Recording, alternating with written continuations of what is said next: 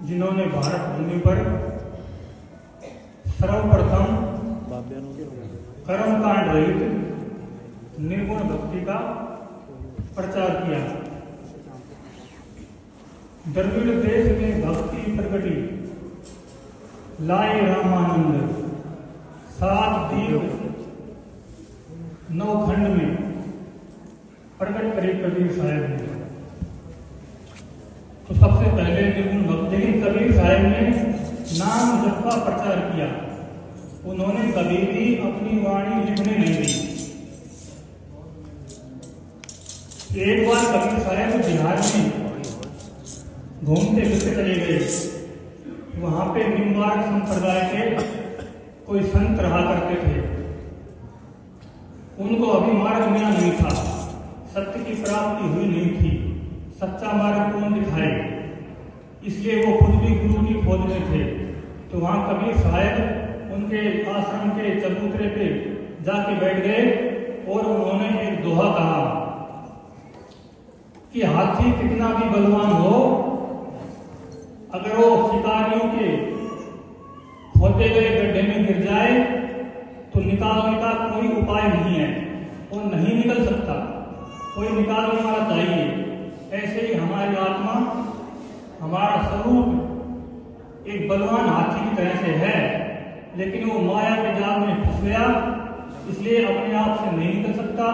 उसको सही जानकारी देने वाला, सही प्रेरणा देने वाला कोई विश्वास पात्र सतगुरु चाहिए। तो उन्होंने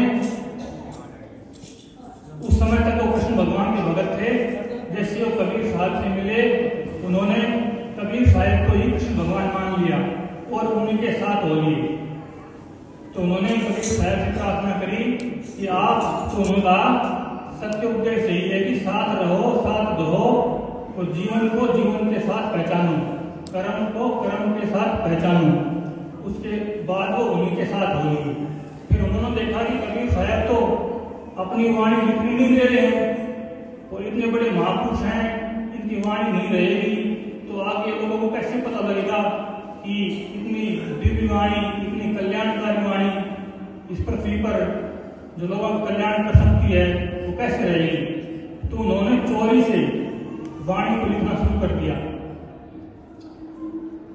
उन्होंने जितनी वाणी लिखी वो लगभग उसका पाठ करें तो 2 घंटे में पाठ पूरा हो जाता है, जिसको आज मूल बीजक के नाम से जानते हैं।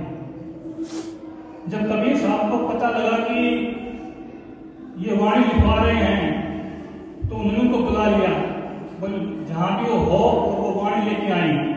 तो उन्होंने क्या किया, कबीर साहब वैसे तो बोलते हैं गुरु की आज्ञा का उल्लंघन नहीं करना चाहिए, लेकिन उन्होंने कबीर साहब की वाणी को बचाने के लिए वो कबीर साहब के पास नहीं गए और कहीं वाणी को उठा के कहीं और भाग गए।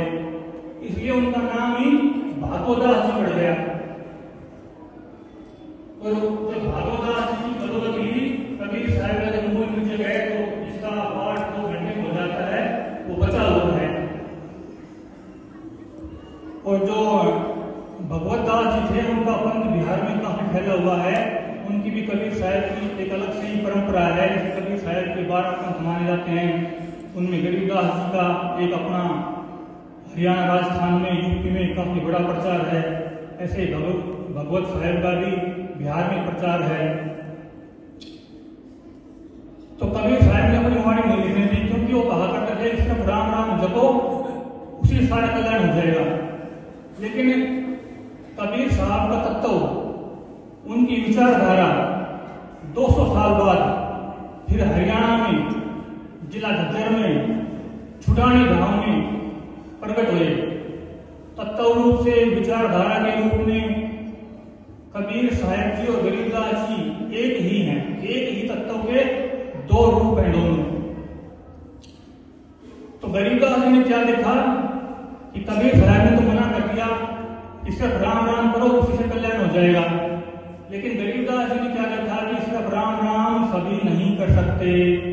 हर जीव की बस की बात नहीं है कि पूरा टाइम ध्यान साधना में लगा दे, लगातार से बैठ जाए। तो गरीबदास जी ने एक सरल भक्ति दे दी, उन्होंने वाणी दे दी। अब ये वाणी पढ़ो, ये वाणी भी आपको तार देगी। नाम जब तो तारता ही है, उसमें साधना करनी पड़ती है, मन को एकाग्र करना पड़ता है। लेकिन गरीबदास जी ने क्या दिया कि वाणी ही आपको तार देगी, इसमें सिर्फ विश्वास कर लो। जैसे आपने आठ में बात है ना, फौजी होए तुरंत मिल जाऊं, एक पल की तलाश में मौको कहां ढूंढे रे बंदे, मैं तो हूं विश्वास में। भगवान पे विश्वास कर लो, वाणी पे विश्वास कर लो। सदगुरु कबीर साहब, सदगुरु गरीबदास जी साहब, सदगुरु गुरुवारे ब्रह्म सागर जी महाराज, उनकी कृपा, उनकी महिमा जहां जहां प्रकट हुई, उनके स्थान बन गए, उनकी कुटियाएं बन गई। अब देखो ये कुटिया है बर्मी कुटिया, यहाँ पे ब्रह्म सागर गुरुवारी महाराज जी आए, उन्होंने तपस्या करी, इस भूमि को पवित्र किया, बर्मी पिंड का नाम ब्रह्मपुरी रख दिया, जहां खुद ब्रह्म तत्व का निवास है। ब्रह्म सागर जी महाराज जी के बाद लालदास जी ने दीक्षा ली, इसलिए ये कुटिया उनके लिए भी बहुत महत्वपूर्ण हो गई, खास हो गई। उसके बाद स्वामी गंगानंद जी का यहाँ बहुत प्रेम रहा। गंगानंद जी ने इतनी सारी कुटियाएं बनाई पंजाब में, लेकिन अब एक डल्लेवाल कुटिया है, एक ये बर्मी कुटिया है। मेरे को दो कुटिया मिली जहाँ विरक्त वैरागी संत रह के भोजन करके सिर्फ 24 घंटा ध्यान भजन कर सकते हैं। अब कोई कुटिया मेरे को दिखाई नहीं, मैंने पूरे पंजाब घूम के देखा तो विरक्त संतों को रहने के लिए, भजन करने के लिए, एकांतवास करने के लिए पता नहीं कहाँ तो भटक गए, कहाँ गुरु लोग गए, कुटिया बची नहीं है। कोई साधु को रहने नहीं देते हैं, साधु कैसे भजन करें। अब सदगुरु ब्रह्म सागर जी गोरीवाले महाराज जी ने कुटियां बनाई, इसलिए बनाई थी तो विरक्त संत आए, भजन करे, अपना कल्याण करे, भक्तों का कल्याण करे। पर पता नहीं टाइम क्या आ गया कि साधु लोग भी साधु पर विश्वास नहीं कर पाते हैं। तो जो साधु स्थान कार्य हैं, अगर उनके पास कोई संत आए, भजनानंदी संत आए, वो कर्मकांड रहित 24 घंटे बिना किसी नियम में बंधे अपना ध्यान करे, भजन करे, उसके लिए बहुत कम कुटिया बची हैं। एक बर्मी, एक राजगढ़ है, एक डल्लेवाल है, और कुछ 2-4 भूमि पर, बहुत ज्यादा नहीं है। तो गरीबदास जी ने कहा कि मैं तो कबीर साहब ने कहा मैं तो हूँ विश्वास में, और ये बात कबीर साहब की वाणी में, गरीबदास जी की वाणी में भी शामिल हो गई। अब विश्वास क्या होता है, एक बार एक संत पेड़ के नीचे बैठे तपस्या कर रहे थे, और उन्हीं की थोड़ी दूरी के ऊपर एक दूसरे संत थे, वो पंच अग्नि जला के तपस्या कर रहे थे।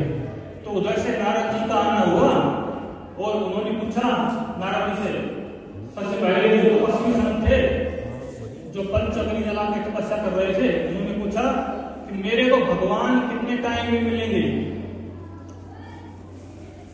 भगवान से पूछ के आना। नारद जी कहा ठीक है, पूछ के आएंगे। फिर नारद जी गए दूसरे संत के पास जो कि पेड़ के नीचे बैठ के तपस्या कर रहे थे, भगवान का नाम जप कर रहे थे। उन्होंने पूछा कि भगवान से पूछ के आना कि मेरे को कितने टाइम में मिलेंगे। बोल ठीक है। तो नारद जी भगवान के पास गए, दोनों की बात रखी कि एक तो तपस्वी हैं और एक नाम जप कर रहे हैं, बताओ आप उनको कितने कितने टाइम में मिलोगे। तो भगवान ने कहा कि जो तपस्या कर रहा है उसका कठोर संकल्प है, पक्का विश्वास है, वो अपने शरीर को झोंक के तपस्या कर रहा है, उसको मैं 3 जन्म में मिल जाऊंगा। अगर वो इसी तरह से तपस्या करता रहा तो उसको मैं 3 जन्म में मिल जाऊंगा। और जो पेड़ के नीचे जो बैठा भगत है उसको पेड़ में जितने पत्ते हैं उतने जन्म बाद मिलूंगा।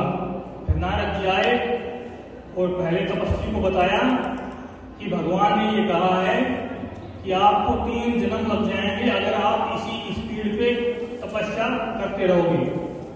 वो तपस्वी तो गुस्से में हो गया और उसने कहा कि मैं इतनी कठोर तपस्या कर रहा हूं और मेरे को 3 जन्म लग जाएंगे। उसने तो सब चीज पे फेंक दिए, भगवान में विश्वास करना छोड़ दिया, अपने बुझा दी और बस